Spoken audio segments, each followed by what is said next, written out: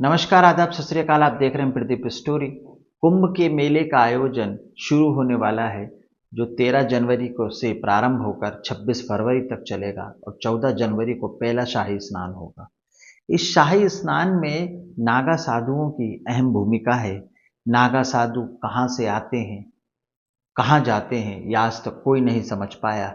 सिर्फ कुंभ में ही हमें उनके दर्शन करने को मिलते हैं और उसके बाद वो अपनी दुनिया में वापस चले जाते हैं, अंतर्ध्यान हो जाते हैं, अज्ञातवास सुनसान इलाकों में निकल जाते हैं। ना आज तक किसी ने, ना मैंने नागा साधुओं को कुंभ में आते हुए देखा कि वो कहाँ से आते हैं, और ना ही किसी को ये पता है कि वो कहाँ चले जाते हैं।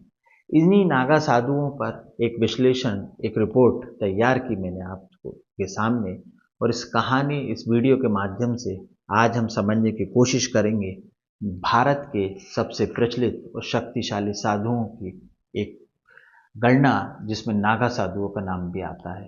तो आइए कहानी इस वीडियो के माध्यम से जानने की कोशिश करते हैं नागा साधुओं के रहस्य को। कुंभ के मेले को लेकर और कुंभ में उन नागा साधुओं के बारे में उनका जीवन अनगिनत रहस्यों से भरा हुआ है। बहुत कम लोग जानते हैं कि नागा साधु आखिर होते कौन हैं और इनका उद्देश्य क्या होता है, कुंभ मेले में कहाँ से आए और कहाँ चले जाते हैं। तो भारत की मौजूदा जो पीढ़ी है वो नागा साधुओं के इतिहास के बारे में ज़्यादा कुछ जानती ही नहीं है, और दुनिया के बड़े बड़े विद्वान हैरानी जताते हैं और वो कहते हैं कि जब हार्वर्ड जैसे विश्वविद्यालय में नागा साधुओं के बारे में अध्ययन कर रहे हैं, जानने की कोशिश कर रहे हैं, और उधर भारत में जहाँ नागा साधु पाए जाते हैं वहाँ के लोगों को पता ही नहीं है कि नागा साधु आखिर हैं कौन और क्या है। नागा साधु असल में एक विचार है खुद को त्यागने का, खुद को समर्पित करने का, जहाँ से नागा की शुरुआत होती है। ये त्याग सबसे पहले शरीर का होता है। नागा साधु बनने वाले व्यक्ति अपने आप ही खुद का अंतिम संस्कार करता है, पिंडदान करता है और फिर नागा साधु बनने की प्रक्रिया में प्रवेश करता है। ये प्रक्रिया एक नागा साधु की मस्ती के बारे में आपको बताती है कि एक ऐसे मुनि की स्थिति है जिसमें व्यक्ति अपने हाथों से स्वयं का अंतिम संस्कार करता है, खुद का पिंडदान कर चुका है। और नागा साधु भयंकर सर्दी में भी, भयंकर गर्मी में भी और पूरे जीवन भर निवस्त्र रहते हैं। उन पर मौसम का कोई प्रभाव नहीं पड़ता, चाहे गर्मी हो, बरसात हो, ठंडी हो, तूफान हो, कोई भी मौसम हो, उन पर इन मौसमों का कोई प्रभाव नहीं पड़ता है। उनके स्वरूप बहुत सारे लोगों ने देखे हैं, लंबी जटाएं, लंबे बाल, लंबे नाखून और शरीर पर रगड़ी गई भस्म, जो तपस्या करने का अनोखा तरीका होता है। जब सर्दी हो, गर्मी हो, स्नान करने के बाद भस्म को शरीर पर लपेट लेते हैं और एक तरह से कहें तो वो उनका एक वस्त्र होता है। नागा शब्द के कई अर्थ होते हैं। संस्कृत भाषा में नागा का अर्थ एक पहाड़ होता है। नागा साधु या सन्यासी उन लोगों को कहते हैं जो पहाड़ पर रहकर तपस्या करते हैं, तप करते हैं और अपने जीवन को तपस्या में समर्पित कर देते हैं। एक युवा बहादुर सैनिक नागा साधुओं को योद्धा सन्यासी भी कहते हैं, क्योंकि यह योद्धा होते हैं। इनका इतिहास गुरु आदि शंकराचार्य से जुड़ा हुआ है। ऐसी मान्यता है, ऐसी कहा जाता है, ऐसा सुना है कि आदित्य शंकराचार्य ने भारत की 4 अलग अलग दिशाओं में 4 मठों की स्थापना की। जब इन्होंने मठों की स्थापना की तो इन मठों की रक्षा के लिए एक टोली बनाई गई, जिसको नाम दिया गया नागा साधु। और ये नागा साधु शास्त्र और शस्त्र दोनों के ज्ञाता होते हैं। उस समय का माहौल ऐसा था कि सिर्फ तपस्या करने से सनातन धर्म की रक्षा नहीं हो सकती थी। सिर्फ तपस्या ही काफ़ी नहीं थी, तपस्या से ही कुछ नहीं होने वाला था। सनातन धर्म की रक्षा के लिए शस्त्र उठाना भी आवश्यक हो गया था। इसलिए नागा साधु आए। नागा साधु ऐसे थे जो शास्त्र भी जानते थे और शस्त्र भी जानते थे, दोनों चीज़ों में निपुण थे। और नागा साधुओं का पंत सिंधु घाटी की सभ्यता से, सिंधु घाटी की इतिहास से पुराना वास्ता रहा है।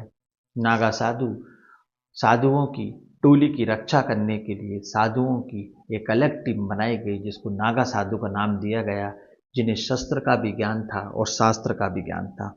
नागा साधु दुनिया के सबसे कुशल योद्धाओं में से एक, यानी साधु तो है ही, लेकिन साधु के साथ साथ वो योद्धा भी है। इनका इतिहास जापान और चीन को के सैनिकों से भी सदियों पुराना है। ये ऐसे साधु होते हैं जिनको शास्त्रों का ज्ञान तो होता ही होता है, साथ साथ शस्त्र का ज्ञान भी होता है। दोनों ज्ञान में निपुण होते हैं। वर्ष 1748 में जब अहमद शाह अब्दाली ने इलाहाबाद पर हमला किया और साधुओं को कष्ट और नुकसान पहुंचाने की कोशिश की, तब नागा साधुओं ने ही अपनी धर्म की रक्षा के लिए अब्दाली सेना के खिलाफ युद्ध लड़ा और भारत को आधुनिक युग में प्रवेश कराने का अवसर दिया। जब यह सब कुछ आधुनिकता के बारे में आए तो नागा साधुओं की फौज बिखर गई। उन्होंने स्वयं को पूरे संसार से काट लिया, अलग कर लिया। आज नागा साधु युद्ध कौशल में निपुण हैं, लेकिन युद्ध कौशल अपने शस्त्रों का खुलकर प्रदर्शन नहीं करते हैं, खुलकर समाज के सामने नहीं आते हैं, कठिन तपस्या करते हैं और पहाड़ों पर रहते हैं, गुमनाम जिंदगी जीते हैं। पर जब धर्म पर बात आएगी तब शस्त्र उठाकर नागा साधु ही सबसे पहले साधु और धर्म की रक्षा करेंगे। भारत में कुल 13 अखाड़े हैं जो उन्हीं युवाओं को नागा साधु बनाने की दीक्षा देते हैं। नागा साधु बनने की उम्र जान लीजिए, 16 से 20 वर्ष की उम्र के बीच में सनातन धर्म की रक्षा करने के लिए नागा साधु बनने के लिए जो उम्र होती है वो 16 से 20 वर्ष होती है। और धर्म की रक्षा करने के लिए 4 लाख से ज़्यादा नागा साधु आज की तारीख में उपस्थित हैं और इनकी संख्या इससे अधिक भी हो सकती है। नागा साधु देश के पास इतनी सेना नहीं है जितनी कि नागा साधुओं के पास संख्या है। और आपके मन में पहला सवाल होगा कि नागा साधु निवस्त्र क्यों रहते हैं। आप ये सोच रहे होंगे कि नागा साधु कपड़े क्यों नहीं पहनते। इसका कारण यह है कि नागा साधु प्राकृतिक और प्राकृतिक अवस्था को महत्व देते हैं। जब कोई इंसान इस दुनिया में जन्म लेता है तो निवस्त्र ही आता है और निवस्त्र ही जाता है, और उनकी जो भावना होती है, इसलिए नागा साधु प्रकृति के अनुसार निवस्त्र रहते हैं। नागा साधु इसलिए भी निवस्त्र रहते हैं क्योंकि वो प्रकृति के साथ चलते हैं। अब दूसरा सवाल आपके दिमाग में ये दौड़ रहा होगा कि नागा साधुओं को क्या ठंड नहीं लगती, क्या नागा साधुओं को गर्मी नहीं लगती, क्या उन पर मौसम का कोई असर नहीं होता। जब कोई नागा साधु बनता है और नागा साधु बनने की प्रक्रिया में प्रवेश करता है तो उसका शरीर इन स्थितियों में चला जाता है कि ना तो उसे गर्मी लगती है, ना उसे ठंड का एहसास होता है, और वो जैसा है वैसा ही रहता है। मतलब अपने शरीर को स्थिति के अनुसार ऐसा बना लिया जाता है तपस्या के माध्यम से कि उन पर न सर्दी, न बरसात, न गर्मी, किसी मौसम का कोई असर नहीं होता है। एक महिला के गर्भ में एक बच्चा सभी मौसमों में जीवित रहता है। उसके शरीर में कोई कपड़े नहीं होते, वो माँ के पेट में निवस्त्र होता है। जब इस दुनिया में आता है तो वो निवस्त्र आता है। इसी प्राकृतिक सिद्धांत पर, इसी गर्भावस्था के सिद्धांत पर नागा साधु अपने जीवन को जीते हैं और इसी सिद्धांत पर वो चलते हैं, इसीलिए वो कोई कपड़े नहीं पहनते।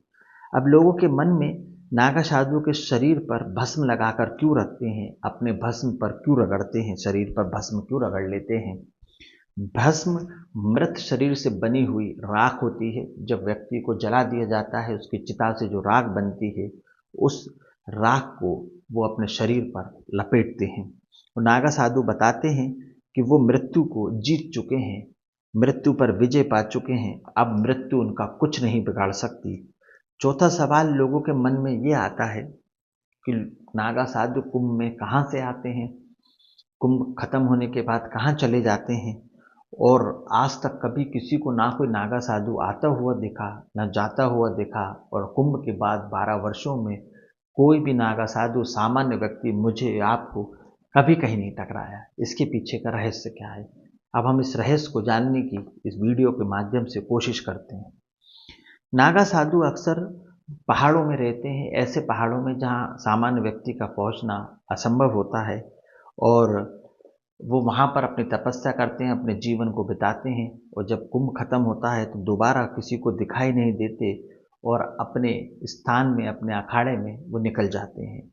आज अगर आप भी चाहें तो नागा साधुओं से बहुत कुछ सीख सकते हैं।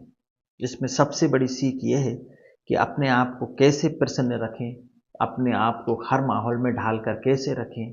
नागा साधु जिनके पास वो कपड़े भी नहीं पहनते हैं, जिन्होंने अपना पिंड दान कर दिया, अपने आप को मृत घोषित कर दिया, हर मौसम में अपने आप को वो एक जैसा रखते हैं।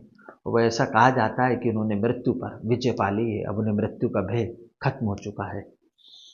अगर उनकी मनोस्थिति के नियंत्रण की बात करें तो वो अपने मन और अपने दिमाग, अपने मस्तिष्क को उन्होंने अपने काबू में कर लिया है। इसलिए उन्होंने अपने मन और दिमाग के बैलेंस को बनाए हुए रखा है, और इसलिए वो हर परिस्थिति में जीवित रहते हैं, हर परिस्थिति में प्रतिकूल रहते हैं, और हठ योग कर कर उन्होंने अपने मन को काबू में कर लिया है। मैंने कुंभ में अभी देखा, चल भी रहा है ये, कि एक नागा साधु कई वर्षों से अपने हाथ ऊपर उठाए हुए हैं। आपने वीडियो में देखा होगा। वो भारत को हिंदू राष्ट्र बनाने के लिए उन्होंने हठ योग कर रखा है। ऐसे नागा साधु हैं जो पिछले कई वर्षों से बैठे नहीं हैं, कई वर्षों से खड़े हुए हैं। कई ऐसे नागा साधु हैं जिन्होंने अपना गला काट कर हठ योग कर दिया, और जिनके शरीर में बिल्कुल भी दर्द महसूस नहीं हुआ। उनकी शक्ति इतनी इच्छा प्रबल है। कई नागा साधु ऐसे हैं जो मौन व्रत रखे हुए हैं, जो किसी से बात ही नहीं करते हैं, और उन्होंने मन और मस्तिष्क को, परिस्थिति और अपनी सारी इंद्रियों को अपने काबू में कर रखा है। मृत्यु से उनको डर नहीं लगता। सोचिए जरा, उस इंसान की मनोस्थिति क्या होगी जो नागा साधु सिर्फ दिन में 7 लोगों ने अपने भोजन के लिए भिक्षा मांग सकता है। नागा साधु भिक्षुक होते हैं, वे भिक्षा मांगकर भोजन करते हैं, और एक दिन में सिर्फ 7 लोगों से ही भिक्षा मांगते हैं। अगर भिक्षा मिली तो भिक्षा मांगकर भोजन कर लिया, और नहीं मिली तो भूखे ही सो जाते हैं। उनके यहाँ नियम है कि एक दिन में सिर्फ 7 घरों में ही आपको जाना है, और 8वें घरों में आप नहीं जा सकते। अगर 7 घरों में आपको भिक्षा नहीं मिलती है तो आपको भूखा ही सोना पड़ेगा, और अगर भिक्षा मिल जाए, अन्न मिल जाए तो मांग कर आप खा लो। अगर आप देखेंगे तो नागा साधुओं की एक अलग ही छवि है, साधुओं में एक अलग ही सम्मान है, क्योंकि उन्होंने इच्छा शक्ति, मन को, सबको अपने काबू में कर रखा है। महादेव महाराज जी सबसे पहले बताते हैं कि जिंदगी, हम लोग इस 4-5 डिग्री टेम्परेचर में कोट और पूरे कपड़े पहन लेते हैं, और आप लोग ऊपर से भभूत लगाते हैं और कुछ भी नहीं लगाते हैं। तो नारायण सबसे पहले कहते हैं कि हमने अपने आप को ईश्वर को समर्पित कर दिया है।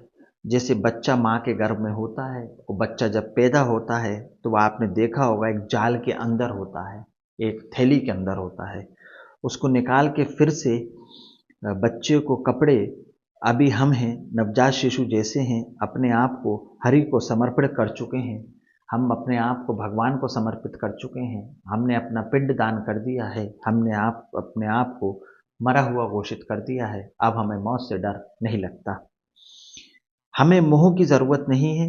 हमारे लिए आप हैं, बिजनेसमैन हैं, आप साहूकार हैं, आप नौकरी करते हैं, आप जो भी करते हैं, हमें उनसे कोई मतलब नहीं है।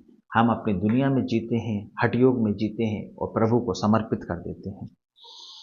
कोई भक्त आता है तो दे जाता है, और हम उसे भोजन खिला देते हैं। पूरा संसार हमारा घर है। हमें तो अभिन्न होने की, किससे अभिन्न हो सकते हैं? संसार तो अभिन्न नहीं हो सकता, ना प्राणी जीवात्मा है। आप लोगों के लिए ये संसार सुखी रहे। आप इस संसार में सुख और दुख भोगते हैं, आप इस दुनिया में बैठे हैं, पर हम लोग, हमारा सनातन धर्म और सनातन धर्म की रक्षा के लिए हमारे पास शस्त्र और अस्त्र दोनों का ज्ञान है। जब सनातन धर्म साधुओं की रक्षा के लिए अस्त्र की जरूरत पड़ेगी तो नागा साधु अस्त्र भी उठाएगा। ये जन कल्याण, लोक कल्याण के लिए होता है। बाकी हमारे इसके पीछे कोई लोभ लालच हमें नहीं है। हम तो नागा हैं। हम तो मुगल समय से कई बार युद्ध लड़ चुके हैं और भारत को विजय दिला चुके हैं। हम यहाँ कुछ ना कुछ ऐसे तरीके करते हैं कि हमारे गुरु हमारा आशीर्वाद दें। एक थैले में माला और एक थैले में भाला रखते हैं। ज़रूरत पड़ने पर, अगर माला की ज़रूरत पड़ेगी तो माला निकाली जाएगी, और भाला की ज़रूरत पड़ेगी तो भाला की ज़रूरत निकाली जाएगी। नागा साधु बनने की उम्र जो होती है वो 16 से 20 साल होती है, और इस उम्र के अंदर ही आपको नागा साधु बनना होगा। सबसे पहले अपना पिंड दान करना होगा। अब सवाल ये उठता है कि नागा साधु सामान्य व्यक्ति से अलग क्यों रहते हैं, गुफाओं में क्यों रहते हैं, एकांत में वास क्यों करते हैं। तो उसका कारण यह है कि वो कठिन तपस्या करते हैं, प्रबल इलाकों में रहते हैं, ऐसी जटिल पहाड़ों पर रहते हैं जहां पर कि कोई जा ना सके। जब बहुत छोटे सन्यासी होते हैं जिन्हें नागा सन्यासी बना दिया जाता है।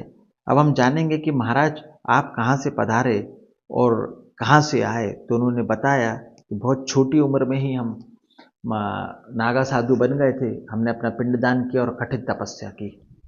लगातार बिना रुके इनके अंदर ठंडी और गर्मी का कोई संचार नहीं होता है। कुछ साल पहले हिमालय के क्षेत्र में आपको याद होगा कि एक नागा साधु का वीडियो आपने देखा था, जहां पर बहुत माइनस टेम्परेचर था और माइनस टेम्परेचर में वो वहां पर नहा रहे थे। उन्हें कोई ठंड का एहसास नहीं हो रहा था। मैंने वीडियो के शुरू में ही आपको बताया कि नागा साधु कठिन तपस्या करते हैं और कठिन तपस्या से वो ठंडी और गर्मी और बरसात किसी भी मौसम को अपने शरीर पर हावी नहीं होने देते हैं। वो मन मस्तिष्क की सारी ज्ञान इंद्रियों को, सारी इंद्रियों को अपने काबू में कर लेते हैं, जिनसे उनके ऊपर किसी भी मौसम, किसी भी परिस्थिति का प्रभाव नहीं पड़ता है। वो तप और जप में विश्वास रखते हैं और अलग अलग हठ योग करते हैं।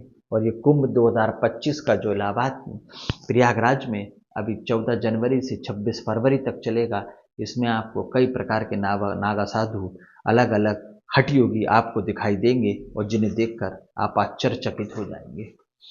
इस वीडियो के माध्यम से मैंने जानना चाहा और आपको बताना चाहा कि नागा साधु क्या हैं, नागा साधु कहाँ से आते हैं और कहाँ चले जाते हैं, मेले में नागा साधुओं का रहस्य क्या है। तो ये थी एक छोटी सी वीडियो जिसके माध्यम से हमने जानने की कोशिश की कि नागा साधु पहाड़ों से आते हैं, जिनमें उम्र शामिल होने की 16 से 20 साल होती है और कठिन तपस्या में वो वहाँ चले जाते हैं। और जो भस्म लगाते हैं वो मृत व्यक्ति की चिता की राख होती है, जिसको वस्त्र के रूप में अपने शरीर पर लपेट लेते हैं। एक थैले में माला और एक थैले में भाला रखने वाले नागा साधुओं की रहस्यमयी स्टोरी, ये कहानी मैंने आपके सामने पेश की। इस कहानी के बारे में आपके क्या विचार हैं, कमेंट्स में बताइएगा। मौका मिले तो कुंभ में स्नान करने के लिए ज़रूर जाइए, क्योंकि ये महाकुंभ में जो 144 सालों बाद लगा है। ये थी नागा साधुओं से जुड़ी हुई रहस्यमयी एक कहानी, रहस्यमय एक वीडियो जो मैंने आपके सामने प्रस्तुत की, प्रयास किया नागा साधुओं के जीवन के बारे में जानने का। वीडियो अच्छी लगी तो लाइक करें, चैनल को सब्सक्राइब करें। अगली कहानी, अगले वाक्य में फिर मुलाकात होगी। जब तक के लिए जय हिंद, जय भारत, जय श्री राम।